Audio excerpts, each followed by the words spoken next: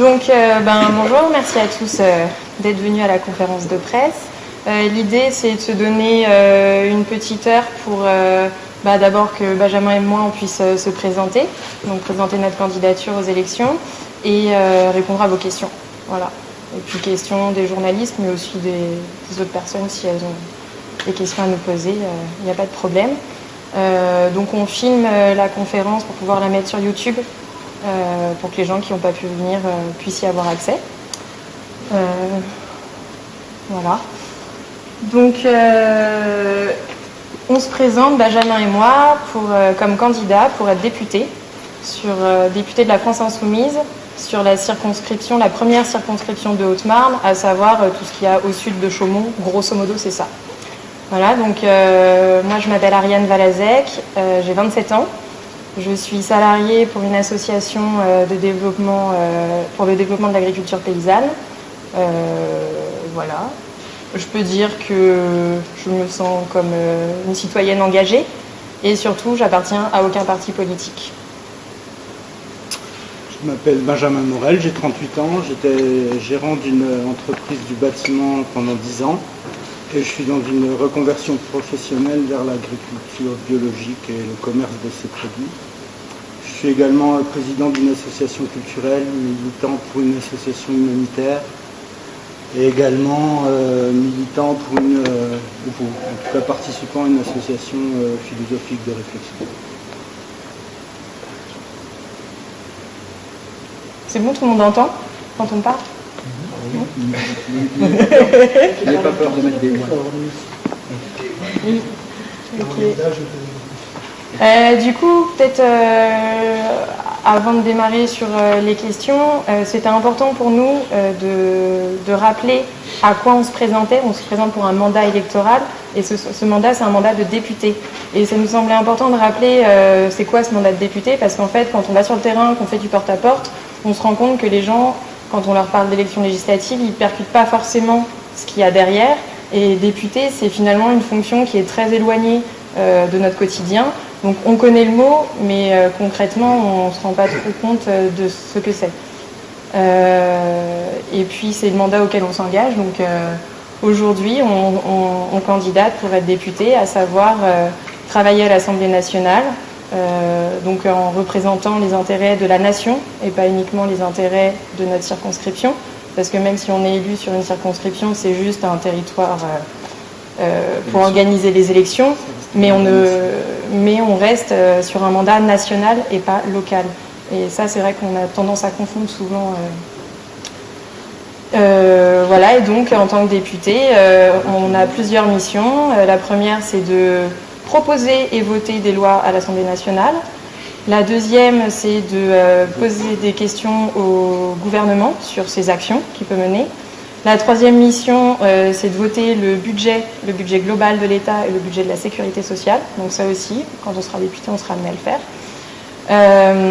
Et du coup, voilà, ça fait beau. Il y a une autre mission aussi qui est d'être présent sur sa circonscription et donc de rencontrer ses électeurs, les habitants de la circonscription, pour être à l'écoute, parce que c'est important que le député il ait quand même un pied dans le terrain et qu'il se rende compte de comment sont appliquées les lois et quel impact ça a sur les territoires.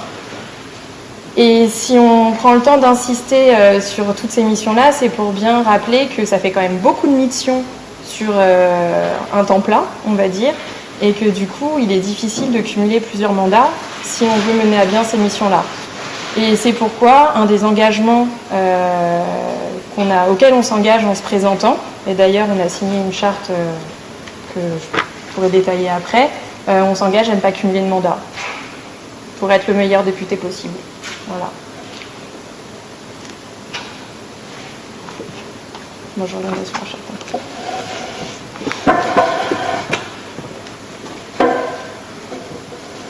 Voilà, donc là c'était juste, et si vous pouvez faire un petit encarté dans votre article pour rappeler aux gens ce que c'est, parce qu'il y a vraiment un travail d'information à faire sur c'est quoi un député, à quoi ça sert, et jusqu'où s'arrêtent ses missions aussi.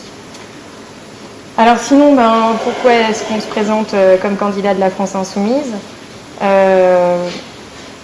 Moi je me sens indignée, révoltée, en colère, comme beaucoup de gens. Je me sens pas du tout représentée par les politiques aujourd'hui. C'est plutôt, on va dire, des professionnels de la politique qui se gavent sur notre dos pendant qu'ils nous expliquent qu'il va falloir qu'on se serre la ceinture. Et ça commence à faire beaucoup, surtout vu l'actualité en ce moment. Et donc voilà, cette colère, elle est constructive, parce qu'elle nous amène à nous présenter comme candidats aujourd'hui. Et notre candidature, elle se veut être une réponse à tous ces gens qui sont en colère, qui aujourd'hui, parce qu'on les rencontre sur le terrain, hésitent, expriment leur colère soit par l'abstention, soit pour un vote extrême. Et si on est là aujourd'hui et qu'on nous a demandé de venir, c'est pour leur passer un message qu'il y a une autre voie qui est possible, et c'est nous. C'est l'avenir en commun, c'est la France insoumise, et on est prêt à en discuter et à faire ce qu'il faut pour que les gens connaissent, et on est prêt à convaincre, parce qu'il faut que ça change et on n'est pas prêt à en reprendre pour 5 ans, quoi.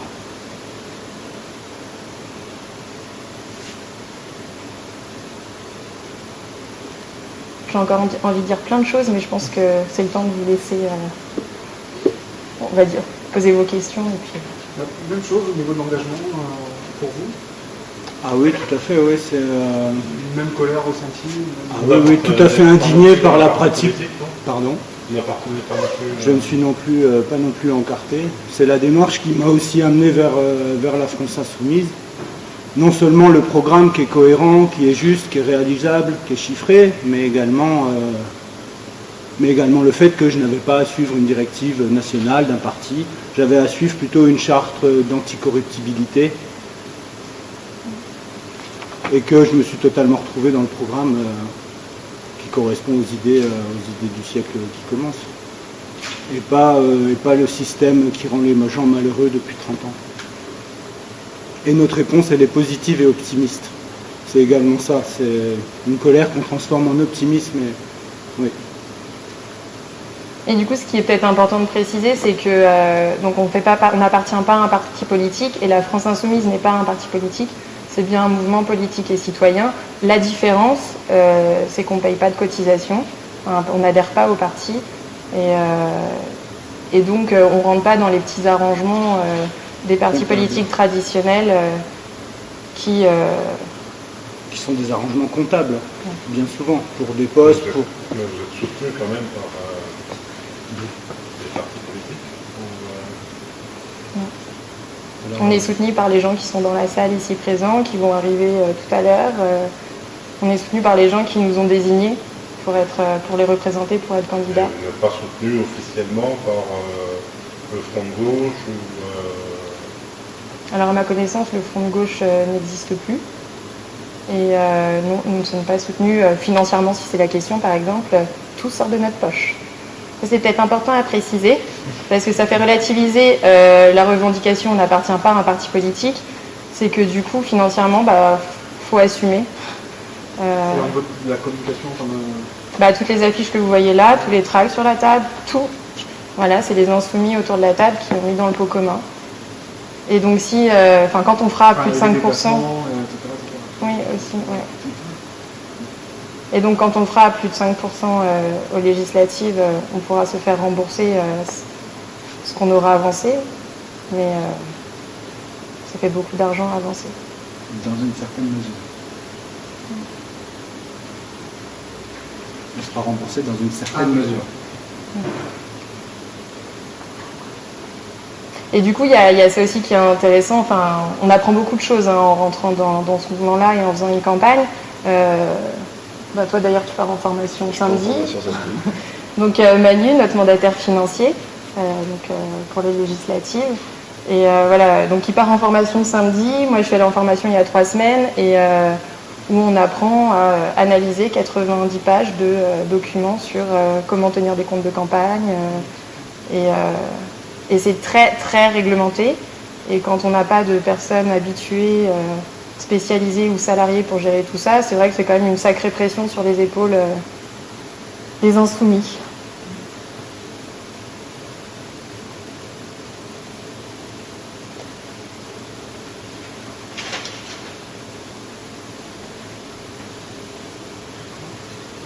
Au niveau du territoire de la circonscription, j'imagine que vous la sillonnez en ce moment, à la rencontre des gens. quel constat vous faites sur la circonscription C'est sur vrai. laquelle vous vous présentez? Donc on a plusieurs manières d'aller sur le terrain. Avec chacun, on a nos affinités et nos compétences aussi. Donc on livre des tracts sur les marchés, dans la rue, le samedi midi. On fait du porte-à-porte aussi. On fait beaucoup de porte-à-porte. Et ce qu'on ressent, c'est que les gens, ils en ont marre. Ils sont désillusionnés, comme nous en fait. Et ils y croient plus. Les partis traditionnels, ils en ont ras-le-bol. Et ils sont très contents et très reconnaissants qu'on prenne le temps de venir les rencontrer. Parce qu'en fait, les politiques sont loin de nous, quoi. Ils se sentent plus représentés. Et c'est toute la force de notre candidature. Enfin, nous, on est des gens normaux. Je veux dire, moi, j'ai connu le chômage, j'ai connu le SMIC. Voilà, je confonds pas maison et château. C'est vrai. Et c'est pas pour autant qu'on n'est pas capable de bosser pour l'intérêt général et d'être député. Je pense que c'est accessible à tous.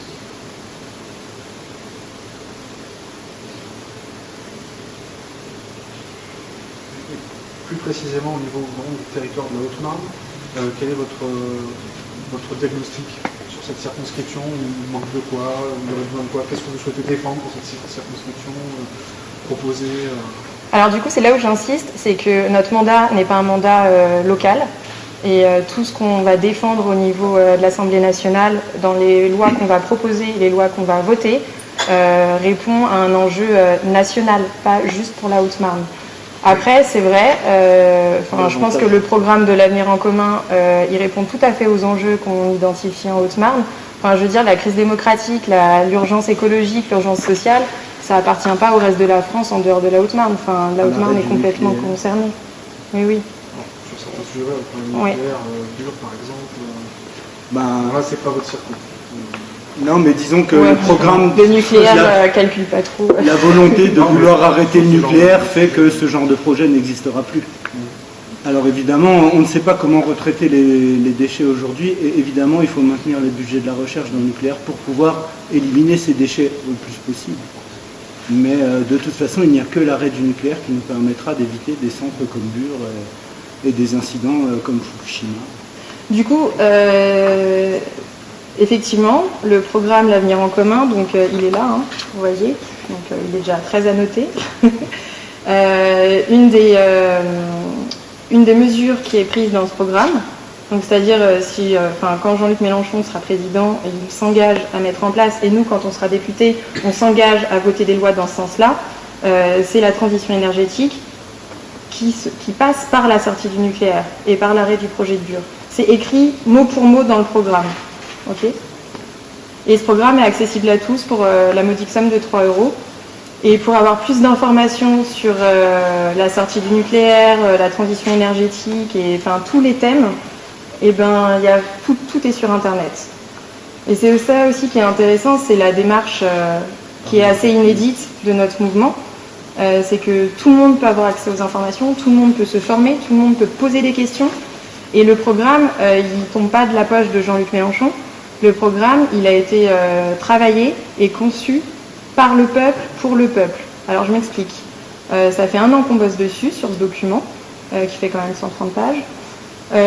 Au printemps dernier, il y a 3000 propositions qui ont été faites sur les thèmes de ce que je disais, l'urgence démocratique, l'urgence sociale, donc l'emploi, l'urgence écologique et d'autres thèmes. Donc ces 3000 propositions, elles ont été lues, travaillées, synthétisées. À partir de ça, on a demandé à des experts, entre guillemets, ce qui peut être des gens juste syndiqués, qui de par leur métier ou par leur engagement associatif ont des choses à dire sur ces sujets-là. Ils ont été éditionnés, vous trouverez toutes les auditions sur Internet, toutes les vidéos sont accessibles. Elles durent les chiffrages aussi sont accessibles. Et donc voilà, donc ça a été retravaillé, on a amélioré les propositions et ça en a fait ce document-là qui a été présenté à 130 000 insoumis en octobre 2016 et ces 130 000 personnes ont validé et voté le programme que j'ai dans les mains.